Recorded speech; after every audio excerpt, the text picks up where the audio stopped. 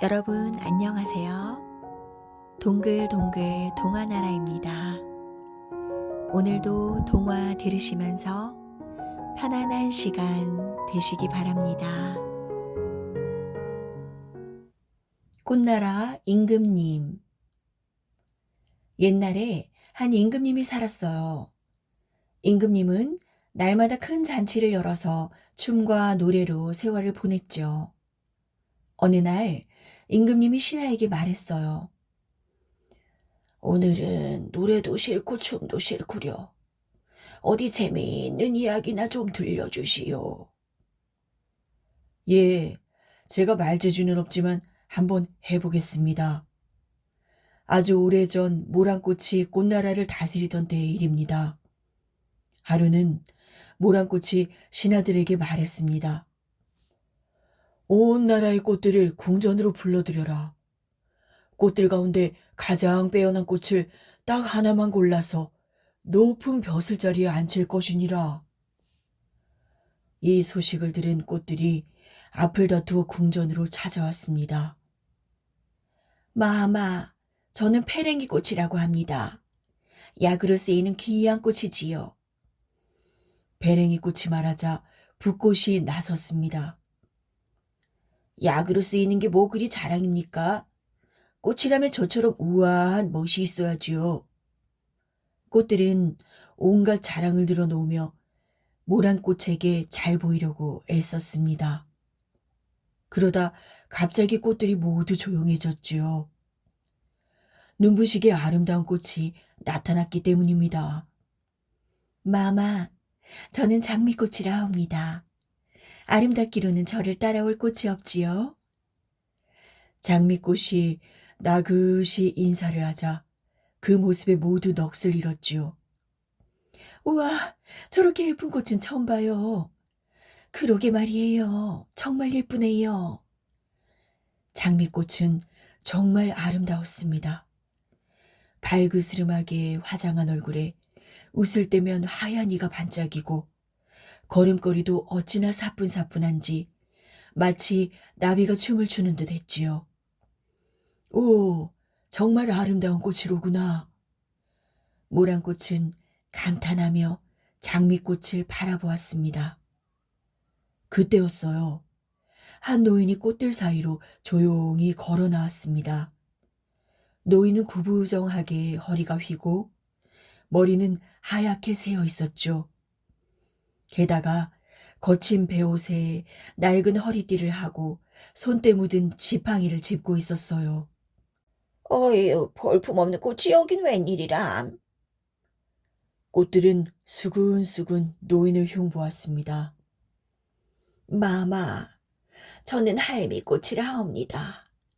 저는 아름답지도 힘이 세지도 않습니다.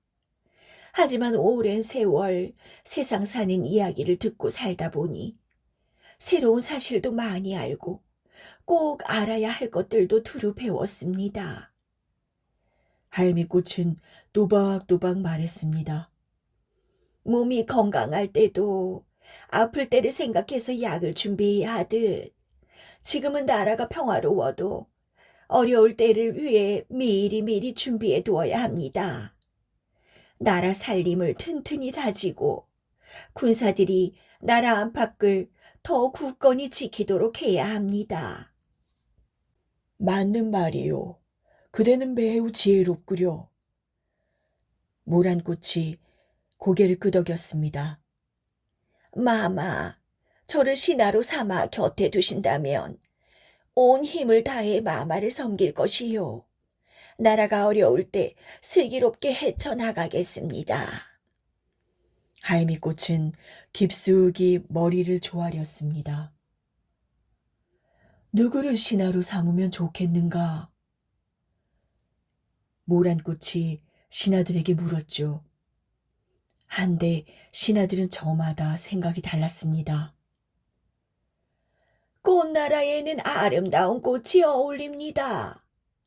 장미꽃을 신하로 삼아 곁에 두시옵소서. 아름다움보다는 지혜가 더 중요하지요. 할미꽃을 신하로 삼으셔야 합니다. 모란꽃은 할미꽃을 바라보았습니다. 저렇듯 지혜로운 꽃을 신하로 삼으면 나라가 평화롭고 백성들이 살기 좋을 텐데. 이번에는 장미꽃을 바라보았습니다. 저렇듯 아름다운 꽃이 신하라면 세상에 부러울 것이 없을 텐데.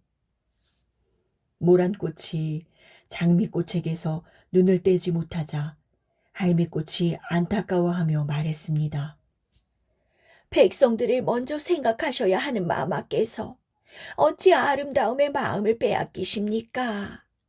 충성스러운 신하의 간절한 말보다 아름다운 신하의 달콤한 속삭임이 좋으시다면 저는 이만 돌아가겠습니다.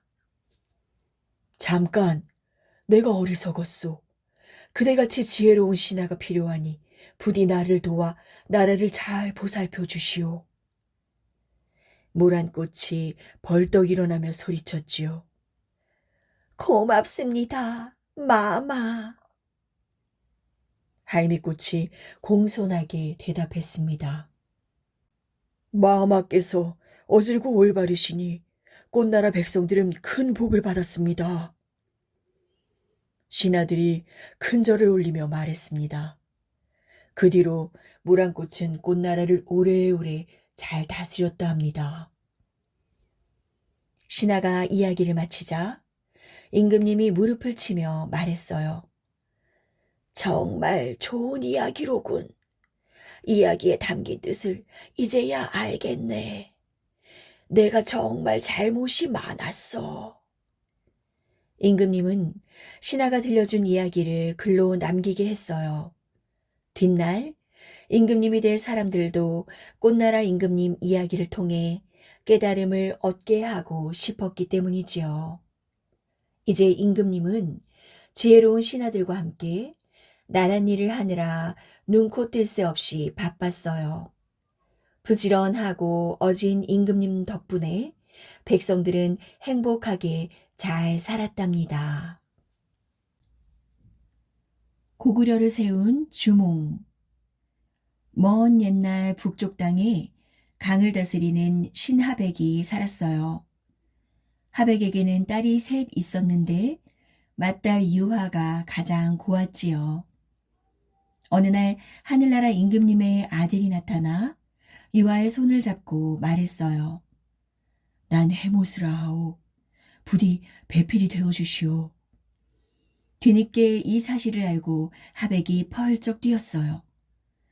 부모 몰래 남자를 만나다니 꼴도 보기 싫다. 하백은 유화를 우발스라는 강으로 내쫓았어요. 아버지에게 버림받고 해모스님마저 찾을 길이 없으니 어이할꼬. 그때 동부여의 금화왕이 아름다운 유화를 보았어요. 넌 누구이며 어찌하여 그러고 있느냐? 저는 하백의 딸이온데 부모님 허락 없이 하늘나라 임금님의 아들 해모스를 만나다 쫓겨났습니다. 금화왕은 유화를 딱히 여겨 궁궐로 데려갔어요. 유화는 궁궐 안 깊은 방에 홀로 지내게 되었죠. 그런데 어느 날부터인가 한 줄기 빛이 유화를 비추었어요. 빛은 유화가 가는 곳마다 따라다녔죠. 마치 유화의 몸에 빛을 동여맨 듯 보였어요. 그 뒤로 유화의 배가 점점 불러왔어요.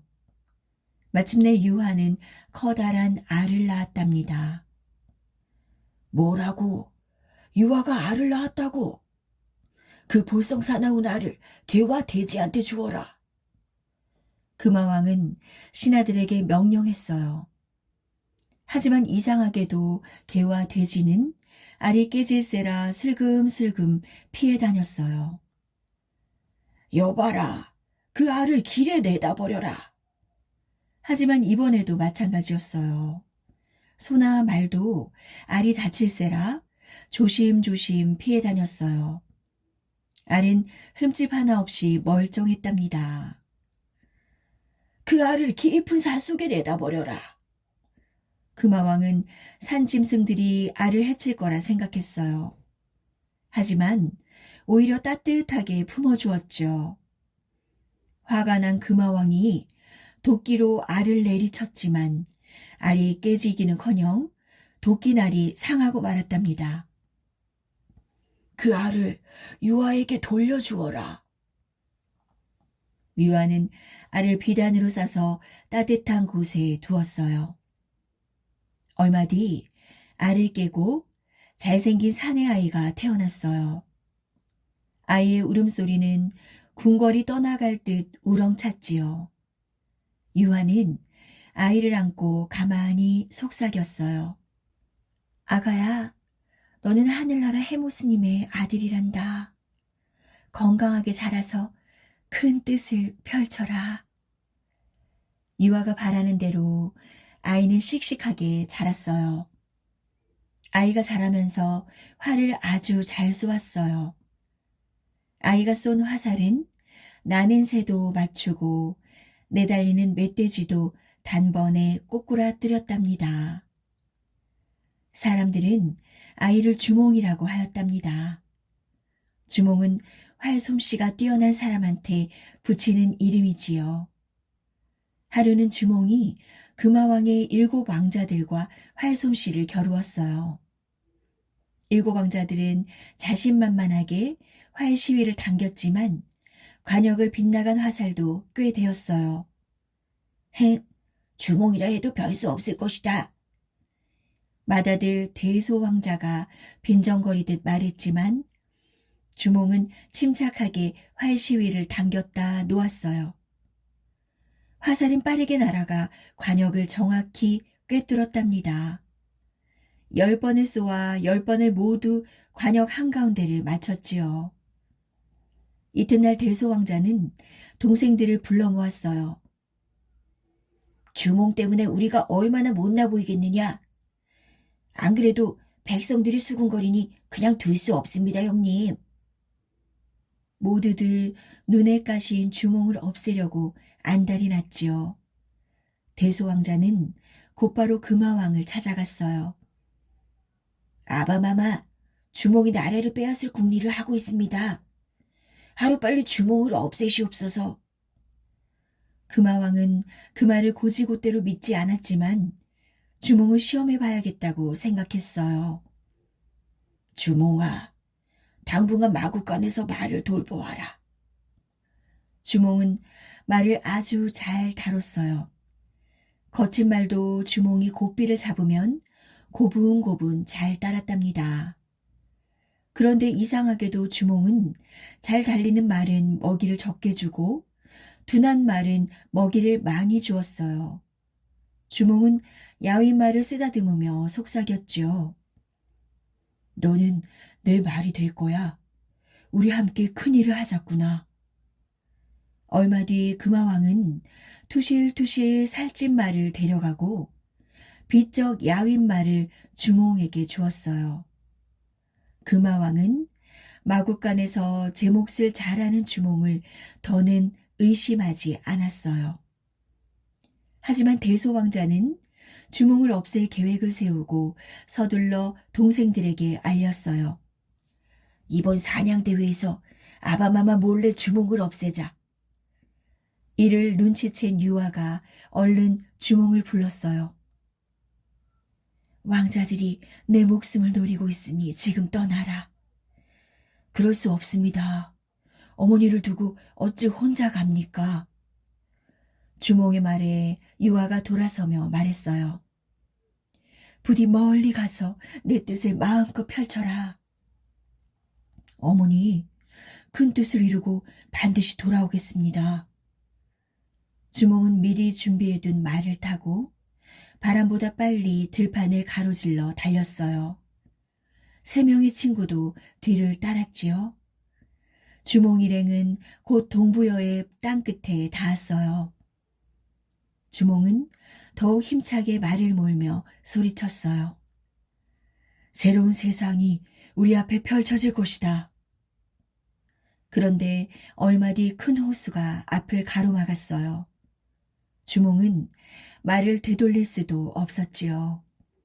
대소왕자가 이끄는 병사들이 바짝 뒤쫓고 있었거든요. 앞은 물이 깊고 뒤는 병사의 창이 많구나. 살려면 창을 피해 호수를 건너는 것이 옳을 것이다. 주몽은 호수를 향해 크게 소리쳤어요. 나는 헤모스의 아들이며 하백의 외손자다. 지금 쫓기는 몸이 되었으니 어찌하면 좋겠느냐. 그러자 물고기와 자라가 떼지어 떠오르더니 서로 몸을 맞대어 다리를 만들었어요. 세상에, 이럴 수가. 새 친구들은 깜짝 놀라 입이 쩍 벌어졌어요. 하지만 잠시도 꾸물거릴 틈이 없었어요. 넷은 쏜살같이 달려서 무사히 호수를 건넜답니다. 저기 주몽이 있다. 어서 뒤를 쫓아라. 대소왕자는 호수를 건너는 주몽을 보고 병사들을 다그쳤어요. 그러나 대소왕자와 병사들이 호수에 이르렀을 때 물고기와 자라떼는 물속으로 감쪽같이 사라져 버렸답니다. 어느새 주몽은 졸본 땅에 이르렀어요. 주몽이 비류수 강가에 터를 잡자 흩어져 살던 사람들이 몰려들었어요. 주몽은 그들과 함께 논밭을 일구고 튼튼한 성을 쌓아 다른 나라가 함부로 넘보지 못하게 하였어요. 이제 새로운 나라를 세웠으니 나라 이름을 고구려라 하겠소. 주몽은 고구려의 첫 임금이 되었어요. 동부여를 떠날 때 마음에 품은 큰 뜻을 비로소 이루어낸 것이지요. 주몽이 세운 고구려는 아주 큰 나라가 되었어요. 고구려 사람들은 주몽이 죽은 뒤에 주몽을 동명성왕이라고 불렀어요. 동쪽의 밝은 빛처럼 위대한 왕이라는 뜻이지요. 고구려 사람들은 주몽이 죽어서도 고구려를 떠나지 않고 태양처럼 영원히 빛을 비춰줄 것이라 믿었답니다. 거울 소동. 옛날 옛적 어느 깊은 산골에 사람들이 옹기종기 모여 사는 마을이 있었어요. 이 마을에는 한 나무꾼이 살았는데 좀 어수룩하기는 했지만 마음씨만큼은 비단결같이 고왔어요. 나무꾼은 어머니와 아버지를 정성껏 모시며 오순도순 행복하게 살았지요. 나무꾼은 아버지를 쌍둥이처럼 쏙 빼닮았어요. 누가 아버지고 누가 아들인지 원. 그나마 예전에는 상투머리는 아버지, 탱기머리는 아들 이렇게 가려냈는데 말이에요. 아들이 장가들어 상투머리를 하니까 누가 누군지 정말 모르겠군. 나란히 걸어가는 아버지와 아들을 번갈아 쳐다보며 마을 사람들은 이렇게 소곤거렸답니다. 그러던 어느 날 나무꾼의 아버지가 갑자기 돌아가셨어요. 나무꾼은 너무나 슬퍼서 눈만 뜨면 아버지 산소로 찾아가 엉엉 울다가 밤이 되어서야 터벅터벅 돌아왔지요. 얼마 뒤 아내가 나무꾼에게 말했어요. 여보, 이제 그만 울고 장에 좀 다녀와요. 먹을 게 다 떨어졌잖아요. 알았어, 여보.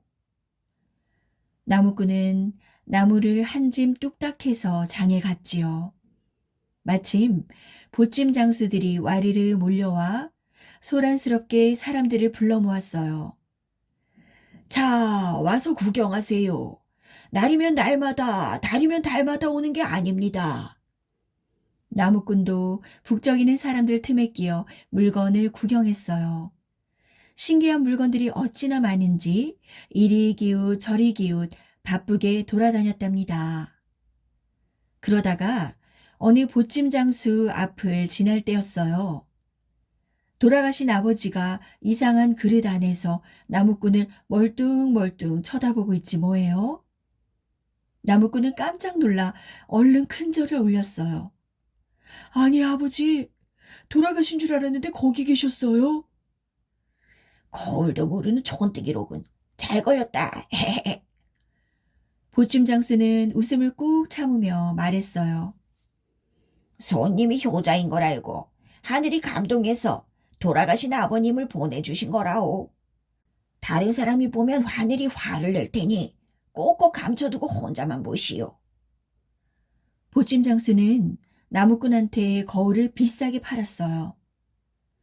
집으로 돌아온 나무꾼은 거울을 다락방 깊숙이 감추어 두었어요.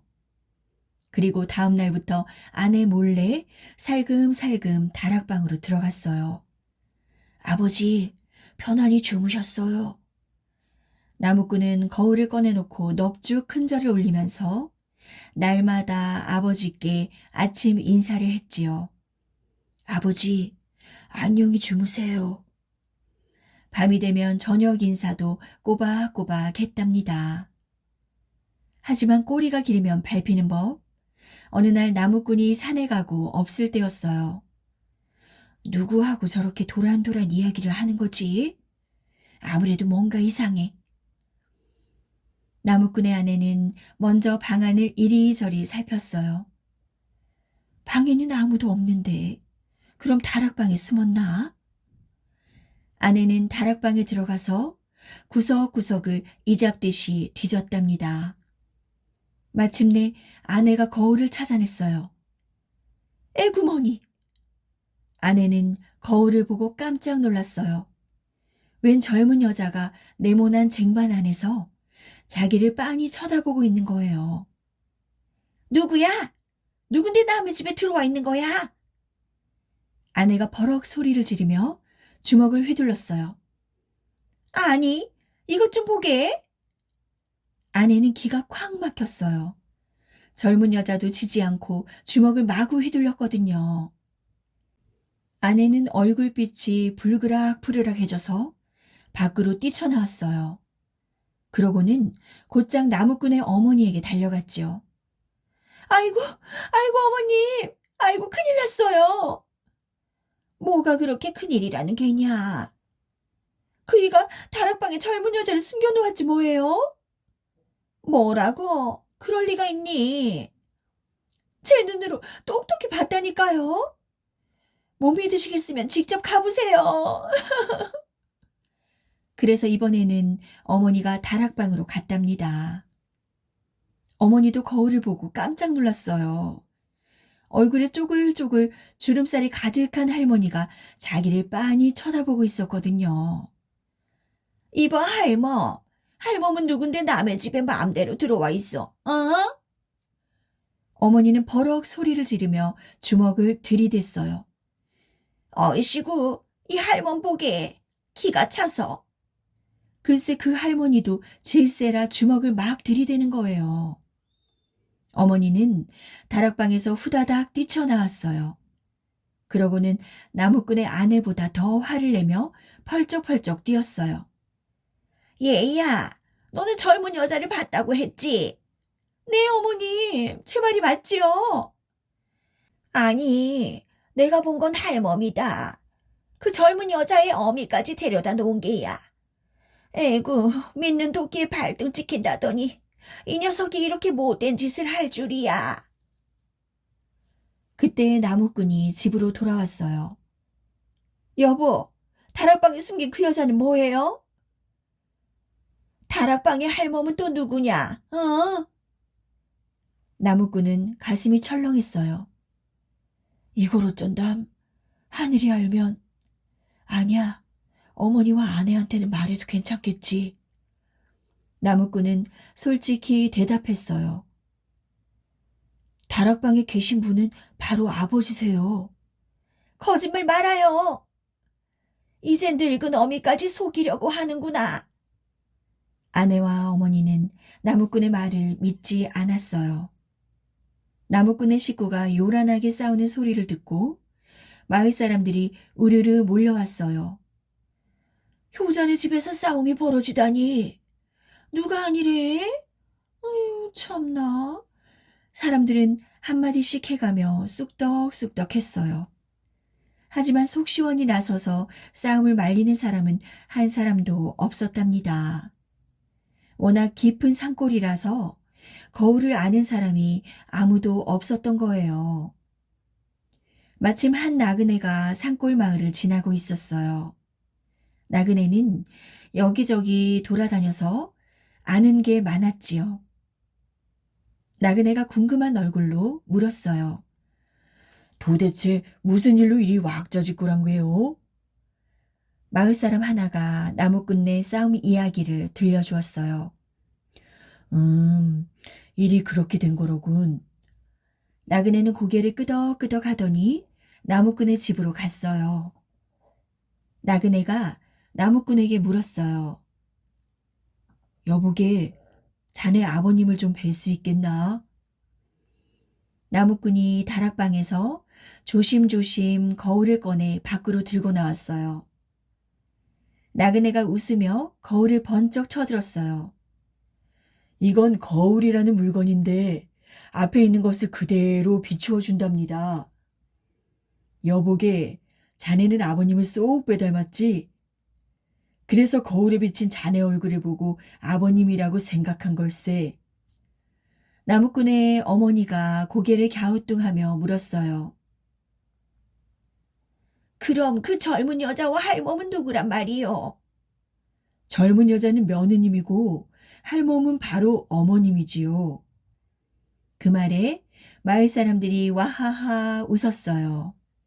나무꾼과 아내, 어머니는 창피해서 그만 얼굴이 홍시처럼 빨개졌답니다.